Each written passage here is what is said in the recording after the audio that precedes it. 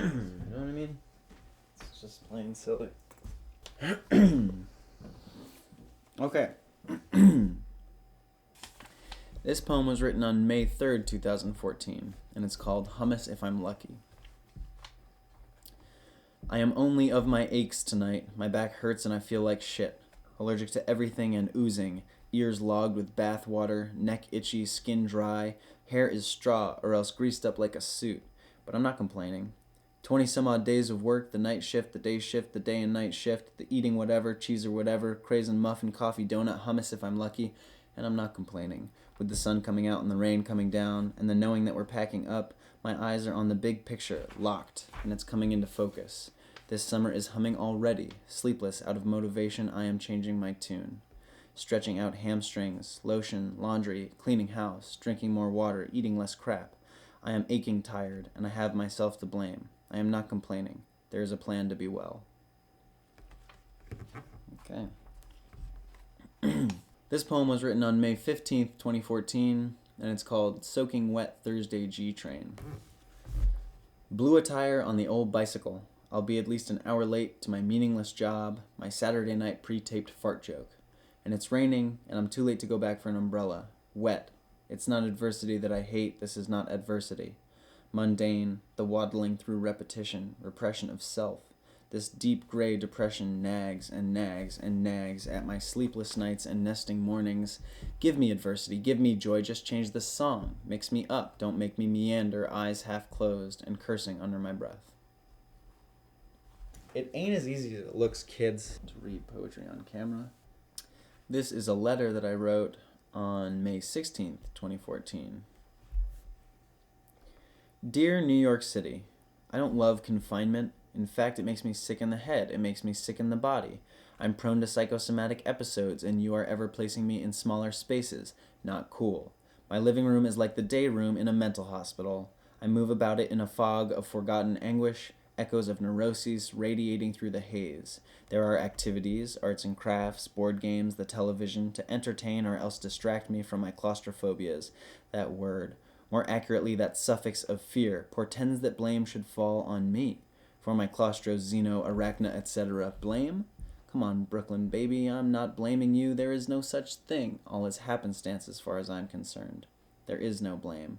There isn't even sickness in me. There are side effects, and yes, dear, certainly some are from you. At least the one aforementioned. The subway, the goddamn bus, the bars, the streets.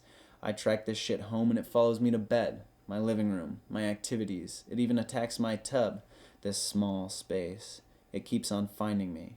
You are not open-minded, New York, at least not to me anymore. Conglomeration is not community. Still, I'll miss you. Bright and shiny, grit and grimy. Love always, Tim. Self-friends was again schmooze and then schmeal. Alright, it was written on December 22nd, 2013, and it's called Caution, Rodenticide. Lately, I find New York to be largely unbearable, and I'm sorry for it, as I know better. Even leaving the apartment, departing from 1188 Lincoln Place, and taking the 4 to Union Square on an overcast, 60-degree December 22nd, is enough of an adventure to plant the seeds of a positive mood. Christmas shopping. A chunky silver necklace for Sam. I think I done good. Still, I cannot help but focus on grime and the frowning of the ghetto. It is such work to love the very rich, and I have developed a strong aversion to metals, concrete, and all things hard. Reggio is ever beautiful, comforting, chaotic, but my Swiss and onion omelette was a major error. Too much onion, too much Swiss. So many languages have me longing for travel outside of this jagged terrarium. There is something in smoking on the sidewalk in the village. It is not the cigarette, but rather the pause. The looking at cornices, and the noticing for the first time the Blue Note's grand piano awning. I've never been there. But now Bleecker Street Records is gone, or merely moved to West 4th and Barrow. Close call. I almost lost it in the cons column. Bought Sam Beirut and Perfume Genius. I think I done great. What can I say about Washington Square at dusk, Henry James? My feelings are obviously complicated and multi-layered. The Strand, with its million-mile word count, so crowded with last-minute gifters. Saunders' 10th of December for Dad, Taschen, Egon Schiele, and Tapestry Book for Sam. Done and still doing all right. And then it's dark and raining, but I'm in love with it again. Round trip to Union Square and a leopard jasper pendant from Mom. Symbol of change, hope, and determination. The strength to find your path. I done okay. Finally, the wet and stinking subway home. Caution, rodenticide. Past the East Caribbean restaurants on Nostrand. It's night all of the time now, and weirdly warm this weekend.